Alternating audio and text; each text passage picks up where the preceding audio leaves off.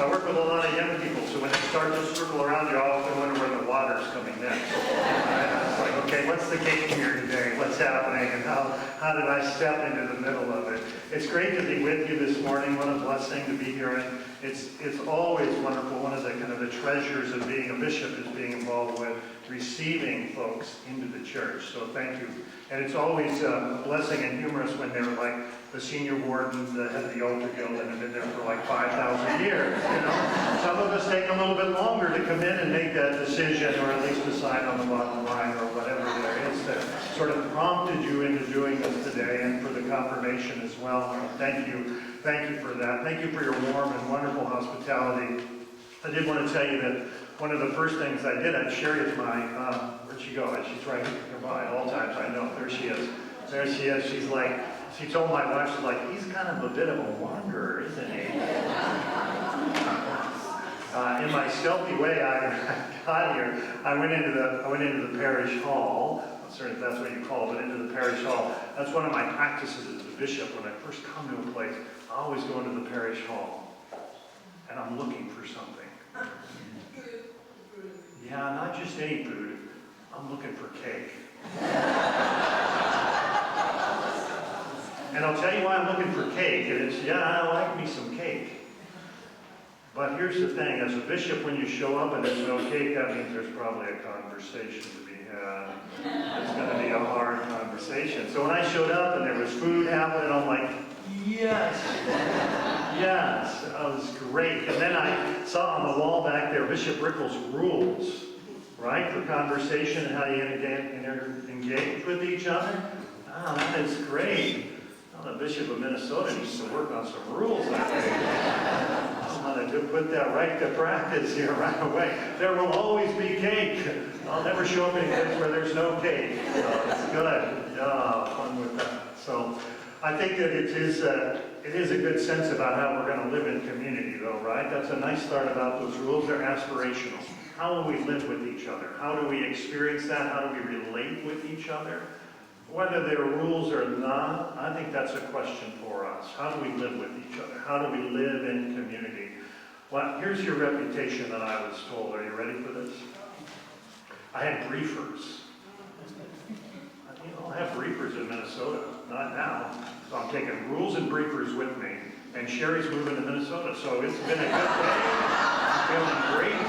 Honey, pack the car. We're on our way.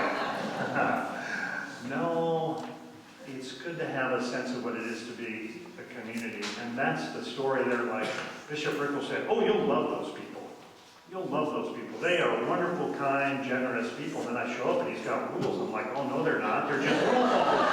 This congregation is filled with rule followers. I'm a rule follower, so that's why. Because community is so important to us. What do you think about this word for today? Children of God is what we hear in 1 John. That's who you are. You're a child of God. You're a child of God. I want to just let you soak in for that a moment. You know, I do work with a lot of young people, and I confirm 597 people this spring, the vast majority of which are young. And then I signed close to 300 diplomas, because we have a couple of schools in Minnesota. And I have two goals for all the young people that I engage with in terms of confirmation and graduation. This is my aspiration for every young person. The first thing is that at some point I have met them and encountered them, so that when they come and I'm handing them their diploma or that I'm laying hands on, that's not the first time. That's about relationship, that I have some sense of relationship with them. The second is there are three things that I really, really hope that every young person embodies or young person engages or holds on to or has a sense about. The first one is they know that they're a beloved child of God.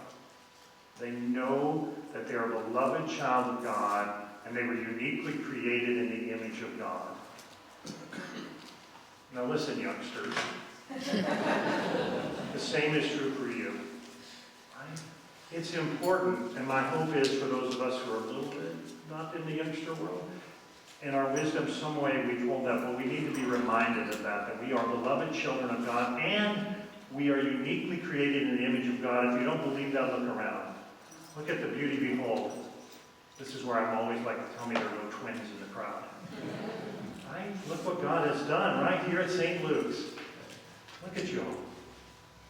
Embrace that part that you're a beloved child of God. Number 2, each and every one of us is gifted by the Holy Spirit. Uniquely gifted. Some of you, a couple of you told me this, that you stalked me on Google and found out some things about me. Some people were telling me some stuff about me. Thanks for not being my junior high girlfriend. It's still a little bit weird. Somebody said to me, I see you're a girls' high school varsity basketball coach. And I said, yes, that's my real claim to fame. Being a bishop is just my day job. One of the things we always work with in basketball and players is we take the shorter players generally, great shots, who play outside. For those who don't know, there's a basket, there's a ball. The objective is to get the ball in the basket. So don't assume anybody knows anything. We work with them, and then there are the girls, generally speaking, they're underneath, right? But what we do is we switch. We put the shorter ones inside, and we bring the tall ones outside. We say, all right, let's go. Oh my gosh, what a freak show.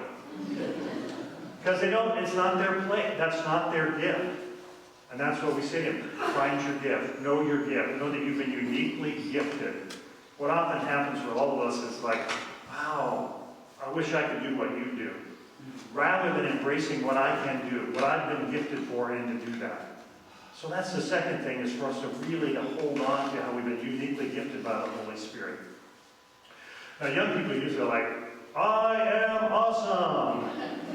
I'm uniquely created in the image of God, and I'm uniquely gifted by the power of the Holy Spirit. I am awesome. And I love letting them live in that moment of awesomeness for about 0.37 seconds. And then I say, friends, here's the deal. Here's the deal. All of those things that God has done and God has given you, they're not for you. They're not for you. The third thing is, those gifts we've been given, that person who we are, is to bring God's love to the world. Is to share God's love with others.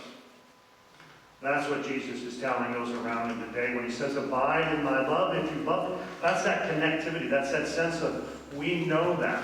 That's why we're no longer strangers, but now we're friends. We're friends. We're in relationship and we're connected, and we're inviting, what Jesus is inviting us to do is to make more friends. And how do we make more friends? We do that by spreading the love of Jesus to others. And how do we do that? We do that by being the person God created us to be. We do that by using the gifts that God has given us. We do that when we share the love. That's how we share the love. And here's the thing. Maybe it's just me. Anybody else think our world needs a little more love right now? Right? Friends, we've got some heavy lifting to do. We have some heavy lifting to do. We do. We need to name that. We need to name that. Not a political statement. It's a reality statement. It's about how we live. Honestly, the world needs a few of Bishop Rickles' rules, right? About how we treat each other. How we care about each other.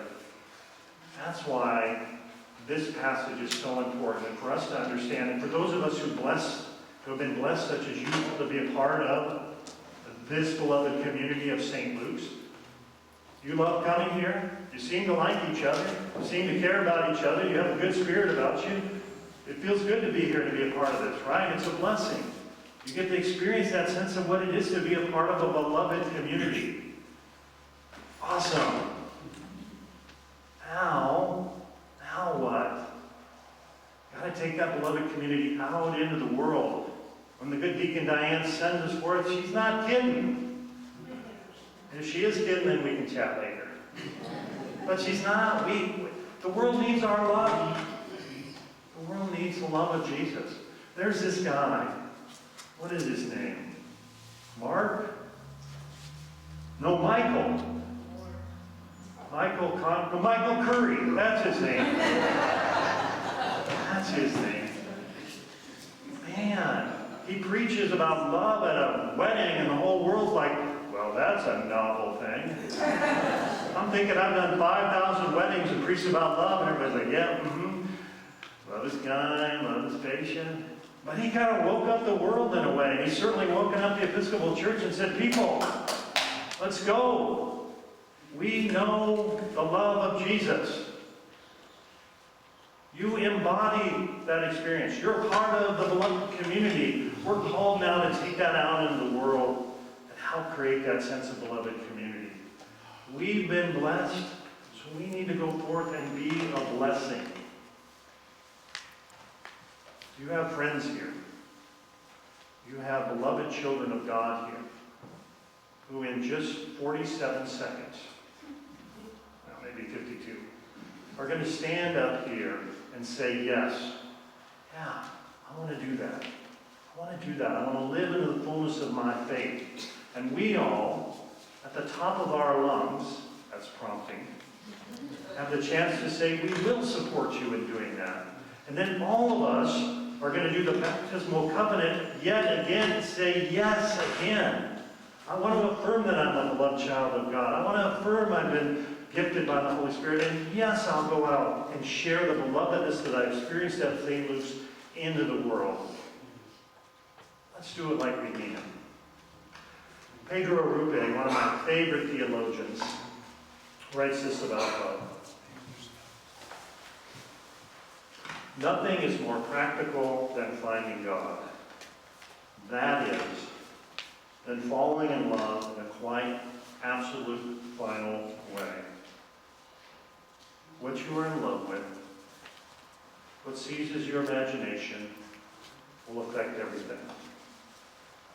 It will decide what gets you out of bed in the mornings, what you will do with your evenings, how you will spend your weekends, what you read, who you know, what breaks your heart, and what amazes you with joy and gratitude. Fall in love, stay in love, and it will decide everything. Nothing is more practical than finding God. Do we know that love, friends? Let's live that love. Love God, love neighbor, be the beloved community.